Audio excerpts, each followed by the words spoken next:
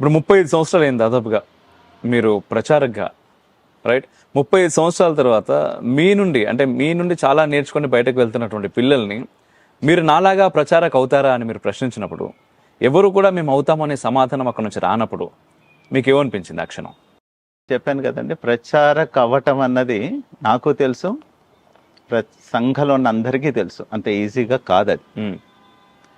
ఒకటి, నేను అడిగిన ఎదుర్కొండా ఉన్న స్టూడెంట్స్ని, ఆవాసంలో ఉన్న పిల్లల్ని, ఇంకా చిన్న పిల్లలు వాళ్ళు, ఇప్పుడేదో 10th అయ్యి ఇంటర్ అయ్యి అప్పుడే వచ్చిన వాళ్ళు, ఇంకా సొసైటీ గురించి కానీ దేశం గురించి అంత అవగాహన పూర్తిగా వచ్చిందని కూడా నేను అనుకోను ఇంకా వాళ్ళకి. రెండవది, నేను అడుగుతున్న పిల్లలు ఎలాంటి వాళ్ళు, వాళ్ళ యొక్క బ్యాక్గ్రౌండ్ ఏంటి అన్నది కూడా నాకు తెలుసు. కాబట్టి ఒక ప్రచారక కావాలంటే, నేను ప్రచారక అయ్యానంటే, ఒకటేమో సొసైటీలో జరుగుతున్న హిందుత్వం మీద కావచ్చు, అది కావచ్చు, అది ఒక విధంగా ప్రభావం ఉంటుంది. రెండో, దానికంటే ముఖ్యంగా నా పై ఉన్న ప్రచారక వ్యవస్థ, లేకపోతే నాతో పని చేయిస్తున్న గృహస్థులైనప్పటికీ పెద్దవాళ్ళు, అది లైఫ్ మనకి ప్రేరణ కలిగించేది. ప్రచారకు పోవటానికి అది ప్రేరణ ఉంటుంది ఎప్పుడు. ఎందుకంటే నా కార్యవాహం ఉండేది, ఒక నగర కార్యవాహం, భిక్షపతి గారని. ఓకే. ఆయన ఆర్టీసీలో ఉద్యోగం, చిన్న ఉద్యోగం. నేను పొద్దున్నే 5 o'clock ఆయన సైకిల్ వేసుకుని ఆయన శాఖల గురించి పర్యటనకు వచ్చేవాడు.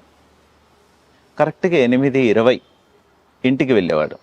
వెళ్ళేసరికి మా వదిన గారు టిఫిన్ డబ్బా రెడీ చేసి, చల్లార్చి ఫ్యాన్ పెట్టి, ఆయన కలుపుకునే అన్నంలో కూడా అన్నం పెట్టేసి దానికో ఫ్యాన్ పెట్టి ఆవిడ రెడీగా కూర్చునేది. 8:20కి దిగి టకాటకా టిఫిన్ డబ్బా పెట్టుకుని అన్నం తినేసేసి 8:35కి బస్సు వచ్చేది. ఆ బస్సులో వెళ్ళిపోయేవారు డ్యూటీకి. మళ్ళీ రిటర్న్లో మళ్ళీ శాఖ పట్టుకుని ఇంటికి పోయేది లేదు. అదే టిఫిన్ డబ్బా, దాంట్లోనే నెక్కర్ ఉండేది, ఎక్కడో మళ్ళీ వేసుకుని అక్కడి నుంచి తిరగటం స్టార్ట్ అయితే రాత్రి 10:30కి ఇంటికి వెళ్ళేవాడు. ఇక ఆయన ఎప్పుడు ఇంట్లో ఉన్నారు, ఎప్పుడైనా వాళ్ళ ఇంటికి పోయినప్పుడు వాళ్ళ పిల్లల్ని అడిగామనుకోండి, అరే నాన్న ఉన్నాడు అంటే, లేదంటే అతను మీ నాన్నని గుర్తుపడతావని అడిగాం తమాషాకి. ఎందుకంటే రాత్రి పడుకున్న తర్వాత వచ్చేవారు, లేవక ముందు వెళ్ళిపోయేవారు వారు. అట్లా పనిచేసిన మా భిక్షపతి గారు గృహస్థ అయి ఉండొచ్చు, కానీ అంత టైం, అంత గుండెల్లో ఆవేదన ఉండేది ఏదో చేయాలి. ఎంత నేర్పారో వారు మాకు, అది ప్రేరణ మాకు. దేశపాండే గారు అని ప్రచారకు ఉండేవారు, మా జిల్లా ప్రచారకు. ఆ లైఫ్ మాకు డ్రైవ్ చేసింది. అసలు వారు ఎంత ప్రేమగా, ఎంత అటాచ్మెంట్.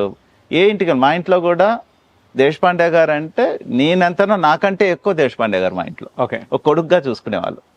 అంత అటాచ్మెంట్ ఇళ్లలో సంపాదించటం, ఆ ఇల్లు మాదే అనుకుని ప్రచారకు వచ్చిన పద్ధతి నాకు బాగా తిరిగి దేశపాండే గారు ఎన్నింటికి వస్తారనుకుంటున్నారు? ఇంటికి వస్తే రాత్రి 11:30, 12ంటికి వచ్చేవారు మా ఇంటికి. మీ ఇంటికి? మా ఇంటికి రాత్రి 12:30కి. అప్పటికి ఏదో అప్పుడు టీవీ చూసే, ఏదో హోంవర్క్ చేసుకుంటే ఏదో కూర్చునే వాళ్ళని. అప్పుడు వస్తే గంట సేపు ముచ్చట చెప్పేవాళ్ళు. రాత్రి 1 గంట అయ్యేది. పడుకోమంటే లేదు అమ్మ నేను మళ్ళీ వెళ్తా అని చెప్పి రాత్రి ఆ 1 గంట కారలింగ్కి వెళ్ళి మళ్ళీ పొద్దున్నే 5 o'clock కల్లా ఇంకో ఊర్లో ఎక్కడో శాఖలో ఉండేవారు. ఆ శ్రమ పడ్డారే. ఒక్కొక్క ఇంట్లో అలా ఎన్ని ఇళ్లల్లో వారు తనకు, ఒకటే అందరి ఇళ్లలో దేశపాండే గారు అంటే వాళ్ళ ఇంట్లో కొడుకే, వాళ్ళ ఇంట్లో సభ్యుడిగానే ఉండేవారు. అంత ప్రేమను పంచారు చూడండి. అవి మమ్మల్ని డ్రైవ్ చేసింది ముఖ్యంగా.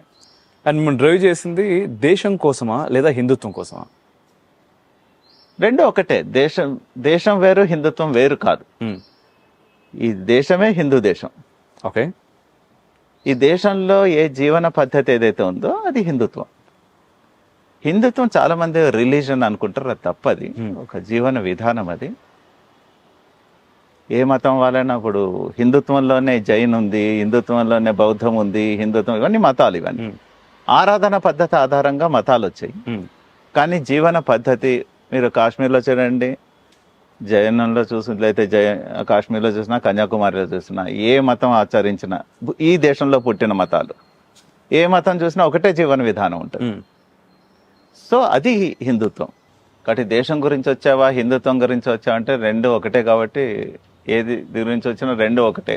ఈ 35 సంవత్సరాల తర్వాత కూడా స్టిల్ ఇప్పటికీ మీరు అదే మాట మీద ఉన్నారా? అలాగే కనిపిస్తుందా ప్రపంచం బయట చూస్తున్నప్పుడు? డెఫినెట్గా అప్పుడేముందో ఇప్పుడేముంది, హిందుత్వం ఏం మారదు,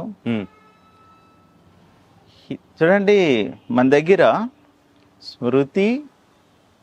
స్మృతులు మారుతాయి. 12 సంవత్సరాలు ఒకసారి ఋషి మనం కూర్చుని ఇది కాదు ఇదని మారుస్తారు. మార్చచ్చు కొన్ని. హిందుత్వంలో ఎప్పుడు ఓపెన్ హిందుత్వం, మార్పును ఎప్పుడు స్వీకరించేదే హిందుత్వం. రిజిడ్గా ఉండేది హిందుత్వం కాదు. కాబట్టి హిందుత్వంలో మార్పులు ఉంటాయి, బట్ వాల్యూస్ మటుకు ఒకటే, ఎప్పుడు మారవవి. అదే సత్యం అని చెప్తాం మనం. ఆ సత్యం ఎప్పుడు మారేది కాదు, ధర్మం ఎప్పుడు మారేది కాదు. లోపల ఆచారాలు పద్ధతులు అవి మారుతాయి. ఓకే, కాబట్టి మార్పు ఏం లేదండి. అప్పుడేముంది ఇప్పుడు అదే ఉంది. ఓకే. అండ్ 35 ఏళ్ల క్రితం మీరు ప్రచారకగా అడుగుపెట్టినప్పుడు సంఘలో, అంటే పూర్తి బాధ్యత తీసుకున్నప్పుడు ఉండేటటువంటి పరిస్థితులు, ముఖ్యంగా మన తెలంగాణ, ఆంధ్రప్రదేశ్ ఇక్కడ కావచ్చు, లేదా దేశంలో కావచ్చు, అండ్ ఇప్పుడు ఉన్నటువంటి పరిస్థితులు ఒకసారి బేరీజు వేస్తే ఏదైనా చేంజ్ ఉందా మీరు అబ్జర్వ్ చేసింది సామాజికంగా అండ్ రాజకీయ పరంగా, అట్ ద సేమ్ టైం హిందుత్వ పరంగా? దేశంలో అప్పటికి ఇప్పటికి చూస్తే అంటే చాలా మార్పు ఉంది. సంఘ ప్రారంభానికి, నేను ఎప్పుడైతే సంఘంలో ప్రవేశించి ఉన్నదానికి ఇప్పుడు దానికి లాట్ ఆఫ్ డిఫరెన్స్. ఎందుకంటే ఆ కాలంలో అంటే సంఘ ప్రారంభంలో హిందుత్వం అని చెప్పుకోవటానికి సిగ్గుపడిన రోజు అది. హిందుత్వం అని చెప్పుకోవటానికి, హిందూ చిహ్నాలు పెట్టుకోవటానికి కూడా భయపడిన రోజులు. బొట్టు పెట్టుకుని చెరిపేసుకుని పోయే రకాలు. మందర్ నైజాం స్టేట్లో కూడా నేను చాలా గ్రామీణ క్షేత్రంలో ఇళ్ళకి వెళ్తే చాలా పెద్ద పెద్ద ఫొటోస్ ఉండేవి. వీడిది ఎందుకు పెట్టుకున్నారబ్బా వీళ్ళ ఫోటో అని అడిగామనుకోండి, ఇది మన తాతగారు అంటారు. కానీ ఒక శర్వాణి, గడ్డం, బొట్టు ఉండేది కాదు. కేం తురక వాళ్ళు ఎలా ఉంటారో అలాంటిదే ఫోటో ఉండేది. మా తాతగారు అనేవాళ్ళు. అంటే అంత ప్రభావం ఆ రోజుల్లో హిందుత్వంగా ఫోటో కావచ్చు, హిందుత్వంలో ఉండటానికి కష్టం ఉండేది. వాడే వేషం వేసుకున్నాడు, అదే వేషం వేసుకుంటాడు. మనకు కూడా అలవాటు అయిపోయింది అనుకోండి. బ్రిటిషర్స్ వస్తే ప్యాంటు గొట్టం వేసుకుని తిరిగాం మనం. అప్పుడు తురక వాళ్ళు వచ్చినప్పుడు వార్ డ్రెస్ వేసుకుని తిరిగాం. మనదంటూ మన అస్తిత్వాన్ని మర్చిపోయిన స్థితిలోంచి ఈరోజు అట్లా లేరు. ఈరోజు చాలా మార్పు వచ్చింది. ఈరోజు గర్వశాఖ హిందూ అంటే వేలాది మంది పిల్లలు అందరూ చూస్తున్నాం. ఎంత హనుమాన్ ర్యాలీ చూసినా, శివాజీ ర్యాలీ చూసినా లక్షల్లో, కానీ మామూలుగా ఎక్కడ కనబడట్లేదు.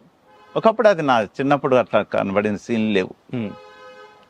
కాబట్టి ఈ రోజుకి ఆ రోజుకి చాలా మార్పు, హిందుత్వంలో చాలా మార్పు వచ్చింది. ఈరోజు భయం లేదు హిందుత్వం అంటే. చాలా అగ్రెసివ్గా హిందూ అని చెప్పుకుంటున్న స్థితిలో ఈరోజు ఉన్నాం. అంటే నేను అనేది కేవలం భారతదేశం, నా తెలంగాణ అని అంటలేదు.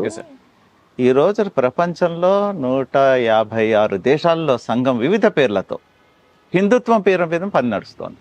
ఓకే. సో అంతవరకు ఒకప్పుడు మన గల్లీలో, ఇంట్లో కూడా హిందుత్వం గురించి మాట్లాడుకోలేని స్థితిలోంచి ఈ రోజున ప్రపంచం మొత్తంలో మాట్లాడే స్థితికి వచ్చాం.